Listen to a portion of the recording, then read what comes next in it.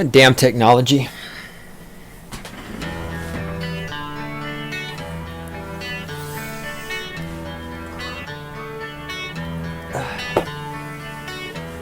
You can scream and shout with all your might. Oh, you can scream, shout, whine, cry, snivel, piss, and motherfucking moan. Dig in your heels and hold on tight. You can shove your opinion up your ass. That way Obama's cock has something to keep it company. Either you are wrong or I am right. Don't forget, the ever-present and the most likely third possibility, you are wrong and I am right.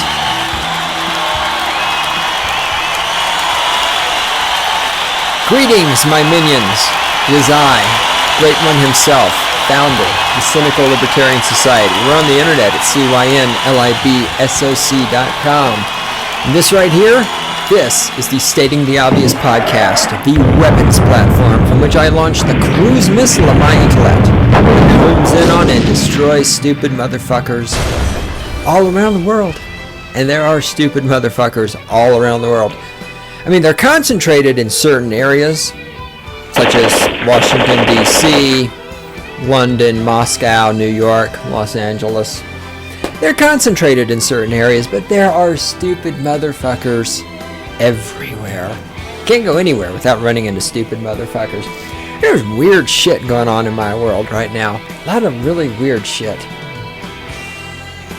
One thing you may notice as this podcast goes forward, you may notice a lack of TikToking. This is because my clock that you're all familiar with, the clock in the background that I know drives some people crazy, because there's a commenter on YouTube who listens to many of my videos on YouTube, and he left a comment about, hey, can you stop the clock because it gets really annoying? And I said, no, it's part of my shtick. I can't stop having the clock in the podcast. Not too long after that, the clock stopped working. So I think he might have some sort of psychic powers or something. He reached out with the power of his mind and stopped the clock. If only we could turn back time. But don't worry, it'll be back. I'm going to fix it. I know somebody who fix clockses. Whew, we're off to a good start. I know somebody who fixes clocks, and in fact I know a little bit about fixing clocks myself. It probably just needs oiling, which if you have a wind-up clock, it needs to be oiled periodically. If you have not ever oiled your wind-up clock, your grandfather clock, your chiming clock, your pendulum clock, if it's never been oiled, then at some point it's going to die and you're going to be unhappy. It needs to be oiled on a regular basis. Regular being, I forget what my friend says it should be, but something like every 5 years or so, you need to have it oiled. And it's definitely been, well, no, not 5 years actually, but it's been at least 3 that I've had this clock, probably close to 4. Anyway, the email address, if you want to contact us here at Stating the Obvious, is Scod, that's dog spelled backwards, God, at cynlibsoc.com. And over there in the control room is the lovely and adorable Randy. It's a nice day here in the People's Republic of Fort Collins, Colorado. A little bit windy, but sunny. So not too bad all in all. We're on the verge of spring. Spring is coming. The girls are starting to wear short skirts and short shorts and bikinis. So that's the important thing, is the college girls are starting to get naked. And soon classes will end, and the college kids, at least the majority of them, a bulk of them, will go away for the summer. And we'll have some peace and fucking quiet. Weird shit going on in my life. Where's some hand lotion? Got a phone call the other day and a voicemail, and I go and listen to the voicemail. And it's this guy that I was in the military with back in the day, you know, back when he had to walk uphill and all that other shit. And he's like, yeah, hey, it's me. If you're the person I think you are, we served together in the mountain. And yeah, give me a call anytime, and here's my number. I haven't called him back yet, partially because I've been busy, but also partially just because I'm wondering, what in fuck's name does this guy want? Because this guy was a scumbag. This guy was one of the worst human beings I dealt with in the military. And I dealt with some pretty shitty people in the military. I served with a significant number of people who were there because they had that option, either go to jail or go to the military, which should give you a good indicator of, the quality of the military that we're all supposed to be so proud of, and that is fighting for our freedom. When you consider that, in my unit, it's pretty safe to say that somewhere around 30% of the people in my unit were there because it was either go to prison or go to the military. It's just a little something to think about. I got the phone call from him, and it's just weird. I'm wondering what the fuck is going on, because I'm pretty sure he's not calling me up to offer me money. Anybody who calls and wants to give me money, that's cool. Just like yesterday, I got a phone call from a girl who I knew for a while, and obviously I still know her. But anyhow, we hung out for a while, and then we didn't hang out for a long time. We got this call out of the blue from her wanting to know if she could buy me lunch. And by the time I called her back, she was out of town, but she turned around and she came back and she bought me din din, and we chit-chatted and stuff. Yeah, so that was strange. That was different and unique. I'm not complaining, though. She's pretty cute, so I'm not going to complain. Hang on a second. I got to do something. Getting distracted. Alright. That is insignificant. Fucking technology. You know what I hate more than Google Plus? Pretty much nothing. So let's talk about stuff. I got a list here. We'll see how this goes. I just want to talk about some random stuff. This should be coming out right after an Anarchy Moment, where I talked about how the broken window fallacy is not a fallacy if you're the person who replaces the broken windows.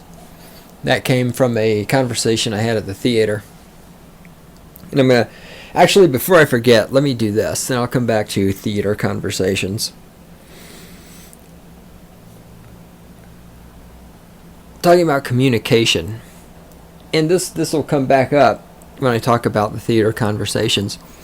I listened to a couple of Stefan Molyneux's call-in shows today. And at one point he was talking about communication and how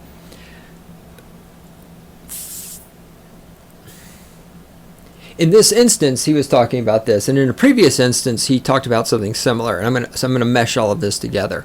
But Stefan has talked about how people, especially like in his debate that I recently listened to, it's quite old now, but where he debated with the Zeitgeist idiot, and the Zeitgeist idiot was using all these weird words and phrases that nobody actually knows what the fuck they mean. And in a post-analysis of that, Stefan was talking about how if you're going to talk about philosophy, instead of using all these words, you need to use words people can understand, right? And then today he talked about how the ancient philosophers didn't use words like metaphysics and epistemology and all this other shit. They speak in the language of the common people. They speak in the language of the people they're trying to reach. And I completely agree with this. I'm pretty sure I've addressed this before. I just want to talk about it some more because that's what I do. And again, this will come up when I get to the theater story. But whenever you hear philosophers or people who want to be philosophers or just people in general talking shit about things they don't understand or don't want you to understand, you'll notice that people use terms with obscure meanings. They use words that you don't really understand what they mean or what they are. And this is done for a very deliberate reason. I mean, partially it's done because people are trying to make themselves sound smarter than they are. Right? I can use the word epistemology in a sentence. Therefore, I must be smarter than you are. This isn't true. In fact, if anything, you're less intelligent than I am, because if you can't talk about what epistemology is without using that term and explaining epistemology in the words of the common person, then you're never going to be able to communicate with the common person. right? I call this a philosophy podcast, but I very seldom use words like metaphysics and epistemology. And part of that is because, to an extent, I don't necessarily feel like I have a 100% firm grasp of what those words mean either. And partially it's because I just don't give a shit. And I think this is one of the big hang-ups is it hang-ups? Is that the right phrase? Big problems in trying to discuss philosophy and things like that is that you have people who think they are philosophers because they use these words. And I can say this having taken a number of philosophy classes and been to philosophy presentations and yada, yada, yada. I mean, I know all these people who have PhDs in philosophy, and they can use words like epistemology in a sentence and use it correctly, and they can explain what epistemology is. And yet these very same people cannot grasp the non-aggression principle. They cannot wrap their head around the idea that for the government to murder people is wrong. And so part of what I'm getting at here, speaking about language and speaking about the use of language in communication, is that just because people can use big words correctly, don't let that impress you. Don't think, oh, this person said the word epistemology in a sentence. Well, if that person believes that Obama can kill people in foreign countries with flying robots because of democracy, well, it must be true because that person said the word epistemology. Now, I can tell you for a fact, people with PhDs in philosophy are some of the most, I don't even know what, I don't know what the word is. They are the antithesis of morality. They are the antithesis of intelligent. Am I saying antithesis? They're the opposite. These people have no morality. This is why the one philosophy professor I've talked about quite a bit in the past, Bernard Rollin, Bernie as we call him, a brilliant guy, learned a shit ton of things from him, as I've said before, if you're around Fort Collins, if you're at CSU, I recommend taking his classes. I recommend reading his books. But the man, for all the shit he talks, he supports the government murdering people. And yet he thinks he's this highfalutin, moral motherfucker, and that he's got shit figured out, and he yada, yada, yada. He has no problem with taxation, with people being put in cages, with laws, with regulations, with the state, with corporations, with Obama murdering people. None. I mean, he's just perfectly willing to let all of this shit happen. And I'm almost certain I've talked about this before, he's the person who says hypocrisy doesn't matter. You'll hear this from people with degrees, as in college degrees, in philosophy. You will hear this from people who will tell you that hypocrisy doesn't matter. Anytime you're dealing with a human being and they tell you hypocrisy does not matter, you are dealing with a total piece of shit. You are dealing with a person who does not have and who cannot have morality. Let me explain to you why. Why hypocrisy matters. Hypocrisy matters because it doesn't matter what a person says or It doesn't matter what a person says or thinks. What matters is what people do. And this is the example I've used over and over and over. People who say, well, hypocrisy doesn't matter. Okay, so here's a solid example of this. Bernie does does animal rights classes. He's a animal ethicist. Animal ethicist. He does a lot for animals being treated humanely in research environments and also in non-research environments like rodeos and ranches and stuff like that. He was very big in the Animal Welfare Act, which is where the government told people how to treat animals in laboratory research environments under the penalty of violence, under the threat of violence, Okay, so Bernie's big thing is animal rights. And in his class, I wrote a paper in which I ripped the asshole open of this cocksucker who I don't even remember. I should find that paper. Let me put that on my list.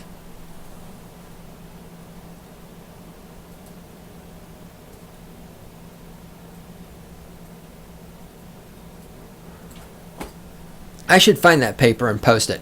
If it doesn't suck. God, I've gone back and read some of my papers I wrote for philosophy classes in the past and thinking, man, that's a good paper. I could take that and make a episode of Stating the Obvious out of that and post it and shit. And then I read the paper and it's just like, oh my God, did I seriously write this shit? Whoa, man. So anyhow, if the paper's not a giant piece of shit, I might post it.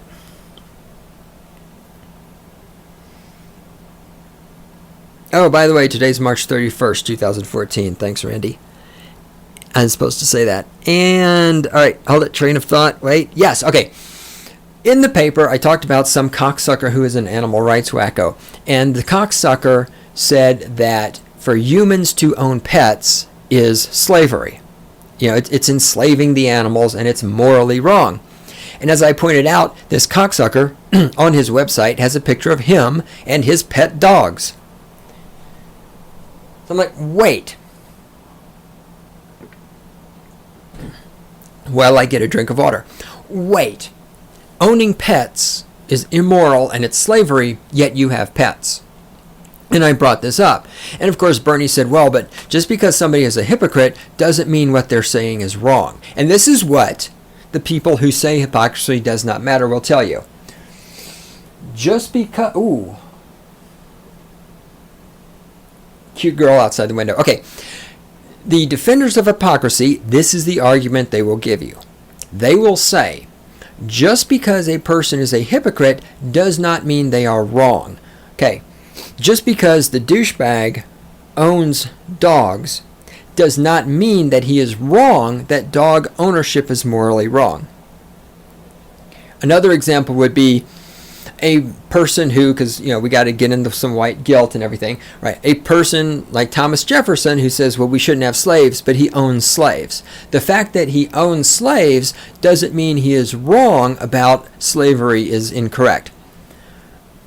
And that's the argument you're going to hear. And you're going to be impressed by that. Odds are you're going to think this makes sense. Let me explain this to you. Here's why this is all bullshit. It's because what you say and think doesn't matter. It's what you do that matters. Put it in this perspective, and you will see very quickly how this falls apart. I, the Great One himself, can stand here and say that raping women is wrong. However, I'm going to go out and rape some women. I'm going to go out and I'm going to, on the streets, I'm going to fucking attack women, push them down, hold a knife to their throat, and stick my cock inside them, and fuck them, and come inside them. And I'm going to do that to like 12 women. Then the police are going to catch me, and they're going to take me into the court, and the judge is going to say, you raped those women. I'm going to say, well, Your Honor, I mean, I know I raped women, but I believe that raping women is wrong and that it's immoral. And then the judge is going to say, oh, well, hypocrisy doesn't matter. You're right. We're going to let you go. See, whenever you say to a philosopher or a wannabe philosopher, so-and-so is a hypocrite, and they say to you, well, just because they're a hypocrite doesn't mean they're wrong, your response is, I'm not saying the person's wrong. I'm saying the person is a piece of shit morally. If I say that raping women is wrong, and then I go and rape women, well, then I am behaving in an immoral manner. The fact that I rape women and that I say raping women is wrong does not mean, it has nothing to do with the moral statement. Okay, how do I explain this where it makes sense? The defender of hypocrisy will say, yes, but Great One, just because you're raping women doesn't mean you're wrong when you say that it's morally wrong to rape women. Okay, but that's not the point. We're not questioning whether or not I'm right or wrong in my beliefs. We're questioning whether or not I'm right or wrong in my actions. if in spite of my hypocrisy, I am in fact right when I say that raping women is morally wrong, that means that when I rape women, I am behaving in a way that is morally wrong. This brings us to the brilliant debate Stefan Molyneux is having with some fucking statist who I don't remember, but it's one of my favorite debates I've ever seen Stefan do, where the topic of the debate was, is the government evil? And Stefan it was his turn, and Stefan came on, he said, look, killing other people is morally wrong. That is why the government forbids citizens to kill other people. The government kills other people. The government is behaving in a way which is morally wrong. Therefore, the government is immoral. And it's really that fucking simple. So yeah, Thomas Jefferson may have said that having slaves is immoral, but Thomas Jefferson had slaves. It's not a point of whether or not Thomas Jefferson is right or wrong about slavery being moral or immoral. Thomas Jefferson was an immoral motherfucker. Okay, when this cocksucker says that owning pets is slavery of animals, and then he has pet dogs, it's not a matter of whether or not he's right or wrong in his moral declarations. It's a matter of, is he right or wrong in his actions? And so the cocksuckers who defend hypocrisy will always, when you come to that point of hypocrisy, they will always try to steer the conversation towards, well, just because this person does X doesn't mean the person is wrong in his beliefs about X.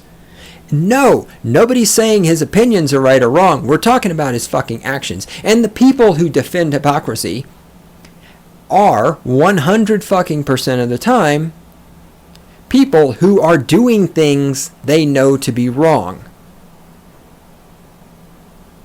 I guarantee you, you show me somebody who defends hypocrisy, and I will show you somebody who is engaged in actions that he knows to be morally corrupt.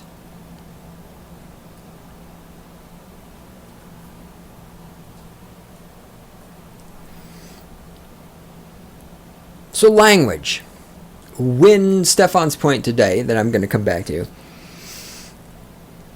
is he talked about how when you're attempting, so here's a great example, right? Everything I just went through, I was attempting to convey an understanding of a concept to you, my listeners.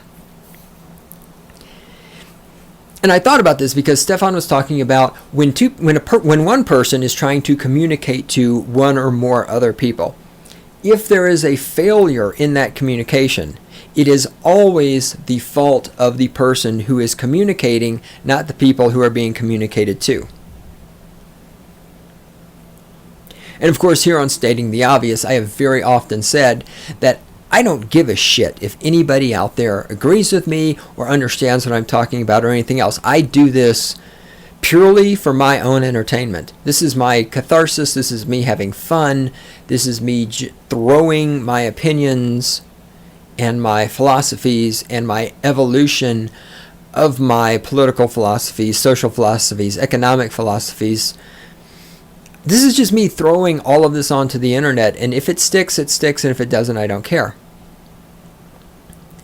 And so that's why when people say to me, well, great one, you would convince more people if you didn't scream fuck you all the time, and you'd convince more people if you didn't call women cunts, and you'd convince more people, yada, yada, yada. And I get all of that, and that's why every once in a while I make it a point to reemphasize that I'm not fucking doing this for you. So sometimes, however, I actually am trying to communicate. I really do want to fucking persuade or reach people out there. And that's when I talk like I'm talking today, or I'm relatively calm and try to explain things well and don't just scream out fuck you motherfucker as much as I normally do. Of course, I'm screaming fuck you motherfucker some because I have to. If I don't scream fuck you motherfucker, you'll think that I was taken over by an alien or something. It's not me.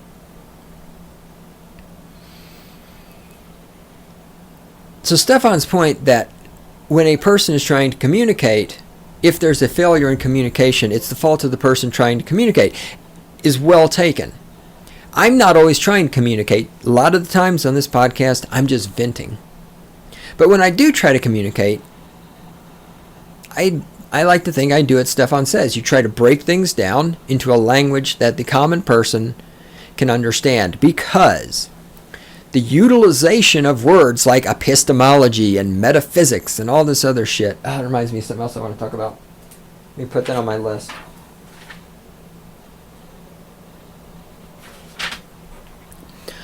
All of that stuff. Hang on one second. I gotta check this. Oh, this is important. Alright. Text message from a cute girl. I gotta deal with that. Alright, I'll try to finish this up first before texting the cute girl back. My brain hurts. Randy, where the fuck was I? Yeah. And then, okay. Yes, alright. Sometimes I'm just ranting, sometimes I'm trying to communicate. When I try to communicate, I try to do so rationally. And I try not to obscure things with big words. And there's this ability we have. No, that's wrong. It's not an ability we have. How do I transition this? You have to communicate with the common people in a common language that they can understand, that they can grasp. At the same time, and so that means not using these obscure words, right? It's like not saying things like, well, I believe the epistemological background of the metaphysics of this situation warrant deeper, meaningful insight, right? I mean, another person who doesn't know what those words mean, first of all, the person can't argue with you because the person doesn't know what the fuck you're talking about. But second of all, neither can the person agree with you because the person doesn't really have a deep understanding of what you're saying. And that's why you need to speak in a common language and avoid bullshit words, because if people don't know the definition of the word, if they can't truly understand exactly what you're saying, then they can neither argue with you, because not in an intellectually honest way. You can't argue with something you don't understand. It's just like with Stefan Molyneux was interviewing the Zeitgeist guy. I mean, I was listening to it. Stefan couldn't argue with him. I couldn't argue with what he was saying because nobody could understand what the fuck he was saying. He was using these made up... you may think I'm exaggerating this. Go watch the fucking video. Stefan Molyneux's YouTube channel. Search for Zeitgeist and find there's a debate he does with the Zeitgeist guy. He does 2 follow-up videos on it as well. But I mean, the Zeitgeist guy, and I don't remember his name, that's why I'm calling him the Zeitgeist guy. He's using words that nobody's ever heard before. And when you're using words nobody else has ever heard, nobody can understand them. If nobody can understand them, nobody can either argue with you intelligently or agree with you intelligently. Because you're using words they don't fucking understand, and you're doing it out of the weakness of your own ego in an attempt to appear more intelligent, more highfalutin, more intellectual than they are. And the thing is, it's just like with... I do believe that I personally am more intelligent and more intellectual than 99% of the population. That's pretty fucking obvious, because I believe in the non-aggression principle and you don't. But see, the point is, in order to express that, I don't need to use big words. Right? I can express the non-aggression principle as I have over and over and over. It is always wrong to initiate violence against other people. Now, if you can't understand those fucking words, then you're really goddamn stupid. I don't need to use words like epistemology and metaphysics and all this other shit in order to an existentialism, which I actually like existentialism. I know a lot of people in anarcho-capitalist circles dislike existentialist concepts. I can't leave existentialism behind. I mean, I know it has some socialist tendencies and whatever, what the fuck ever. All mainstream philosophies, even Ayn Rand had her fucking statism and violence and socialism and everything built into what she thought. But existentialism's got a lot going for it. I really do like it. But the point is, I don't need to use those words on a regular basis to try to feel superior. I am superior because I understand and adhere to the non-aggression principle and the respect of property rights. Now, in a conversation, here's where we segue a little bit. You can also err in... You can err in the sense of dumbing things down too much. Because to speak to people in the common language is not to be dumbing things down. Not at all. Again, I mean this, to explain complicated philosophical concepts to other people without using words like epistemology and metaphysics and existentialism is a lot fucking harder than explaining those concepts using those words. Because if you know what the word means, or even if you don't know what it means, if the other people don't understand what it means, you're not explaining anything, right? So taking complicated concepts like epistemology and explaining them to another person who doesn't know what epistemology means, but explaining the concept of epistemology in a way that it makes sense to that person, that's difficult. That makes you an excellent communicator. And that's something that, even when I am screaming out fuck you and cunt and all this other shit, that is something I strive for, in between the ranting and the raving and the waving my arms around and screaming out fuck you. And that's one of the things Stefan Molyneux does so well. That's one of the things that Ben Stone does so well. I mean, Ben Stone's ability to explain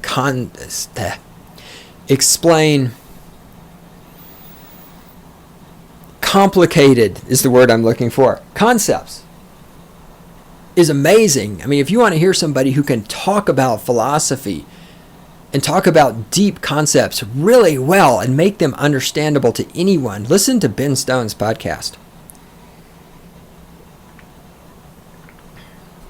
I mean, the man is a fucking genius. He is a master communicator. There's a danger in dumbing things down too much, and thus I give you the Medicated Generation. And I'm constantly reminded of this because I have again attempted watching some documentaries. Now, I grew up back in the day when you had to fucking walk uphill to watch television. And I watched lots of shit on PBS, especially the nature shows and the science shows. And Cosmos. Remember watching Cosmos? I got Cosmos again on DVD a few years ago, watched it again.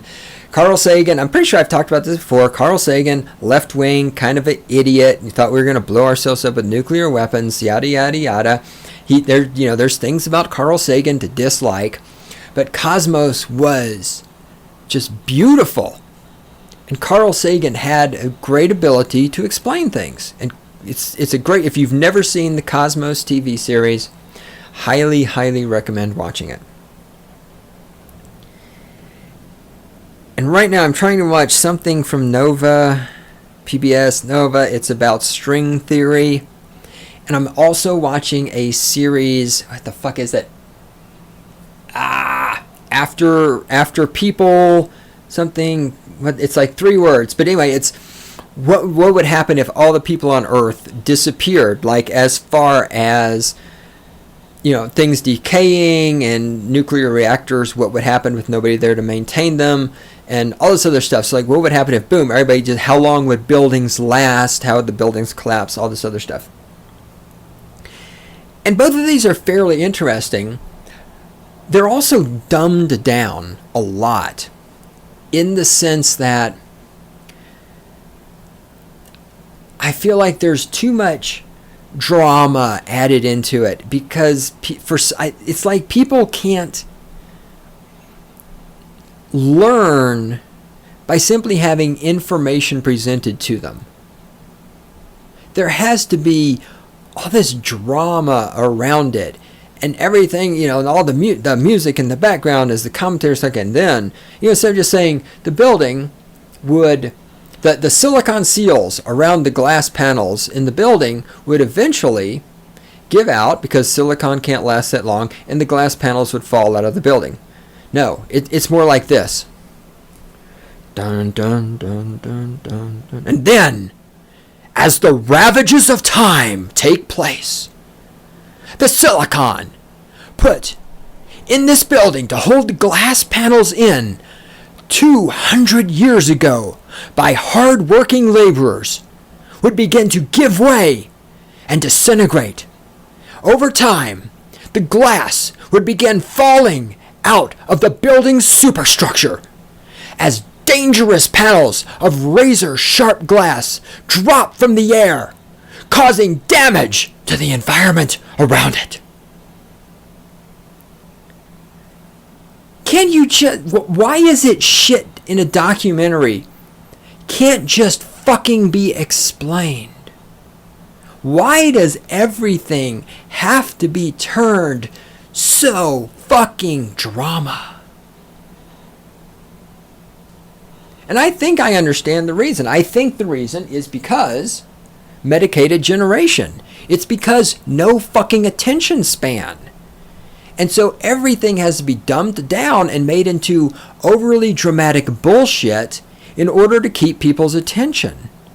This, funnels right back into the anarchy moment that I did a while back, talking about the white people, stuff white people like, and how white people like TED conferences because it's a way for them to feel smarter without doing any actual work. White people want to be smarter, they just don't want to fucking work for it. And even watching a documentary for white people is fucking hard work. And so you've got to dramatize it up to keep their attention, because they're just, and people, well, it's really dry. Well, no, you know what? People who say things like, well, but standard documentaries and like textbooks from old, they're really dull and boring. No, if you're there to learn the information, it's not dull and boring at all. It's not fucking boring. If you need to be entertained, then you're not there to learn. If you can't learn without being entertained, then fuck you.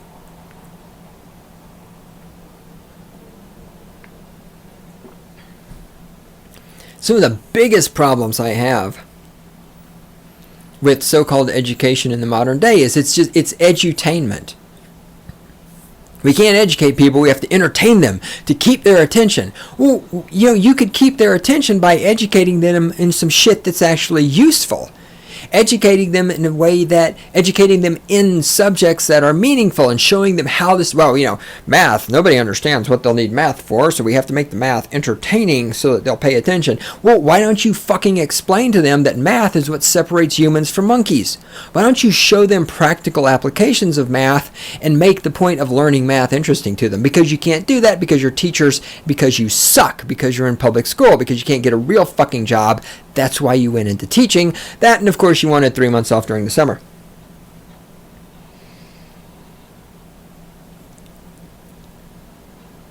A slightly more extreme example of the over-dramatization, and I'm almost certain I've talked about this before also, is when I tried watching Mythbusters. I only made it through a couple of episodes because I couldn't fucking stand it. It's like, I remember one episode, one of the guys' name I think is Jamie, and the other guy I don't remember his name, so I'll call him Bob. But they were doing some stuff, it might have been the one they were going to blow up a toilet, and, there's this stuff going on, they're filming behind the scenes, and it's like, yes, Bob and Jamie are in the lab working today, but Jamie is really mad at Bob because they had a spat this, and I'm like, what the fuck is going on? Why are you talking about the fucking emotional status of two fucking stupid guys, one who is fucking bald and the other has facial hair? I don't give a fuck about their goddamn emotional fucking status.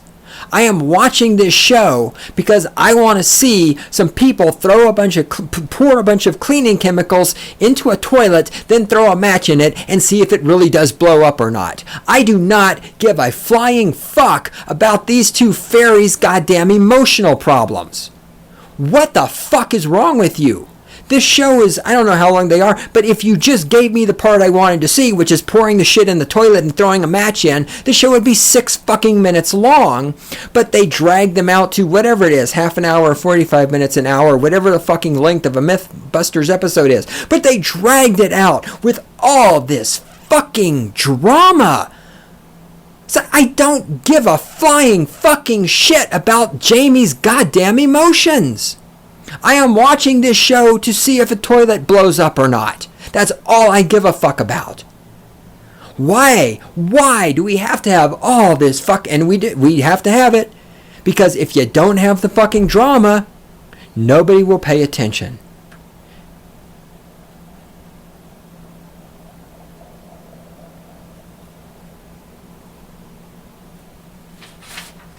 Communification.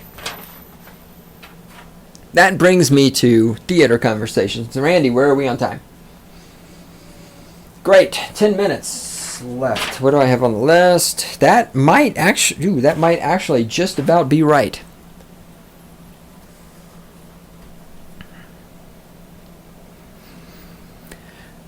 Theater conversation. Having a conversation at the theater with somebody who is talking about how bad things had happened to him and he had done bad things, and he said something to the effect of, I wonder if this is karma coming back around. And now, boom, this is where we're talking about using words.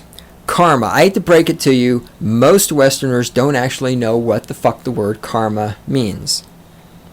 Now, I've taken classes on Buddhism and Eastern philosophy and shit like that, and right now, right offhand, right off the top of my head, I can't tell you what karma really means. I don't mean like loosely means. I mean, I cannot explain to you the concept of karma right now off the top of my head with accuracy.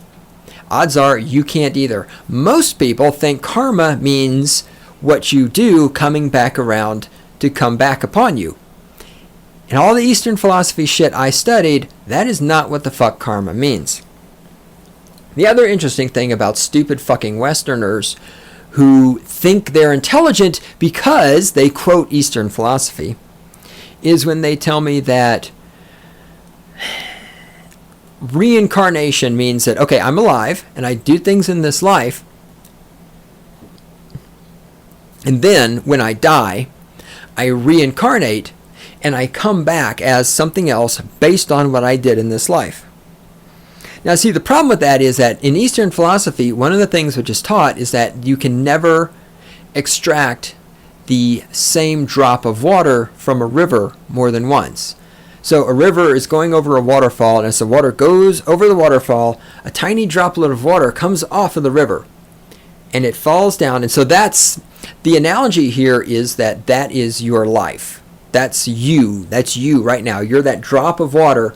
You have separated from whatever it was there before you were born. That's the water going over the waterfall. Okay, so the water in the river at the top of the waterfall, that's before you were born. The water goes over the waterfall, this droplet comes off, that's you. That's the unique individual you that's alive on Earth right now. And I'm like making motions in the air as if you can see me. That's fantastic. So the water is going down, and the water droplet, it's falling and it's falling and it's falling, and then down at the bottom, the droplet lands back into the river. That's your death. That's when what you are goes back into the everything or the nothing, the cosmos, the consciousness, whatever you want to call it. And the Buddhist saying is that you can never extract the same drop from the river again. So even if that river goes over another waterfall, that very same droplet of water can never be recreated, because when it went back into the river, it dispersed and it can never be brought back together. Now, of course, if that's true, that means karma, in the sense that stupid Westerners try to pretend they understand it, can't happen, because when I die, when I reincarnate, for me to reincarnate as a lesser or greater animal based on my karma is impossible, because I can never exist again. Stupid Westerners who talk about reincarnation don't understand that in Eastern philosophy, reincarnation doesn't really work because you can never get the same, what do you want to call it, soul? Do you want to call it consciousness? Do you want to call it spirit? Do you want to call it the ghost? Whatever you want to call the you that would amass karma, that you as in Y-O-U, that you can never again be recreated. So the idea that karma can follow a specific entity throughout reincarnations is completely fucking impossible according to Eastern thought, because the specific quote-unquote you does not reincarnate and keep going around and around and around. But stupid fucking Westerners say words like karma in order to try to appear impressive. Just like philosophy majors use words like epistemology in order to try to impress stupid people and make them think they're smarter. So anyhow, this person says to me, how are we on time, Randy? Thank you.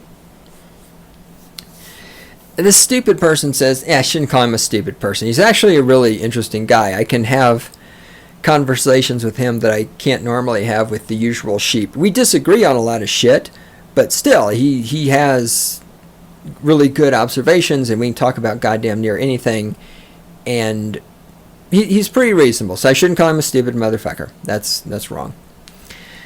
I just can't help it. It's just the way I am. It's my shtick. Alright, anyway, he said something about karma following him, and I brought up, of course, I always have to bring up Babylon 5 in every conversation because it's awesome. Just started rewatching Buffy the Vampire Slayer. I think I mentioned that. And American Horror Story, just started that. We'll talk about that in the future. Oh, God. I'm going to try one more disc and see how it goes, but I don't know. All right, anyway. I talked about the quote from Babylon 5, where the conversation was like this.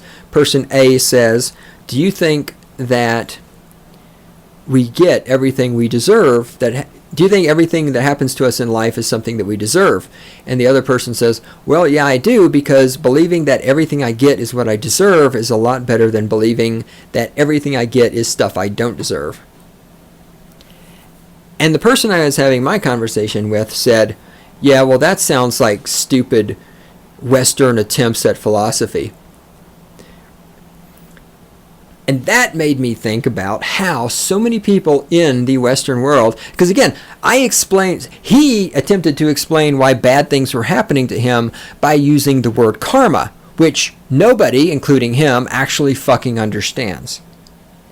I just made an attempt at explaining why bad things might happen, that maybe the bad things are deserved as opposed to undeserved, and maybe simply having the attitude that you deserve what you get is a better way to go through life than having the attitude of thinking you get things you don't deserve. I used words that everybody out there can fucking understand. And somehow or another in our culture, we've been taught, and God, I can't figure out where this came from, self-loathing. Look at all the self-loathing that people in the United States of America have over slavery. I notice there's not much self-loathing over exterminating the Indians, or not much, well, I mean, there's a little bit, but there's not much self-loathing over the Tuskegee experiment, not much self-loathing over the sterilization of all those black people and retarded people, not much self-loathing over putting Japanese people in concentration camps, not much self-loathing over medical experiments on American soldiers, not much self-loathing over killing people in foreign countries with flying robots, not much self-loathing over income tax and welfare dependencies, not much self-loathing over the destruction of Detroit by the state. So I could go on for hours, you know that. There's this self-loathing that has been foisted upon people in the United States for any kind of Western philosophy. And there's this desire to embrace Eastern philosophy because, they're just so much smarter. When in fact, it's mostly just a matter of they have a bunch of words in Eastern philosophy that in Western philosophy nobody actually understands what they mean. Now, this is not to rip on Eastern philosophy. As I've said, I've studied Eastern philosophy formally. I've read books. I've got, one of these days I got to finish this. I'm reading The Importance of Living by Lin Yutan. I'm probably pronouncing that name incorrectly. Y-U-T-A-N-G. And it's, it's brilliant, it's fascinating, it's interesting, especially where he's talking about how smoking tobacco is important and a good thing and makes you mentally healthy. And I'm like, yeah, so where, Eastern people in the West who read Eastern philosophy and think it's all that are probably going to reject that idea. So I'm not knocking Eastern philosophy. I believe Eastern philosophy has just as much to offer as Western philosophy. I'm saying don't be saying, well, that's just made up Western philosophy. Well, guess what? Eastern philosophy is just made up Eastern philosophy. And just because you use words like karma or dharma, that doesn't mean you actually understand what the fuck those things mean. Last thought I'm going to leave you with, because this worked out perfectly, because this doesn't need a lot of discussion. I was thinking today, it's that time, April 15th is coming along, we got to pay our income taxes. Yet again, let me just throw this out there for you people. If only 10% of the people in the United States would refuse to pay their income taxes, we could shut things down. And think about this for a minute. If 10% of the people refused to pay their income taxes, if you can refuse to pay your income taxes, that means you are one of the less than 50% of the people in the country who are not parasites.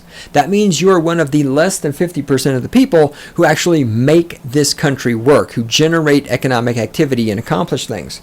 So if 10% of us did not pay our taxes, that would mean that 20%, if not more, of all the people in the country who actually produce things, because all the production in the United States is done by less than 50% of the population.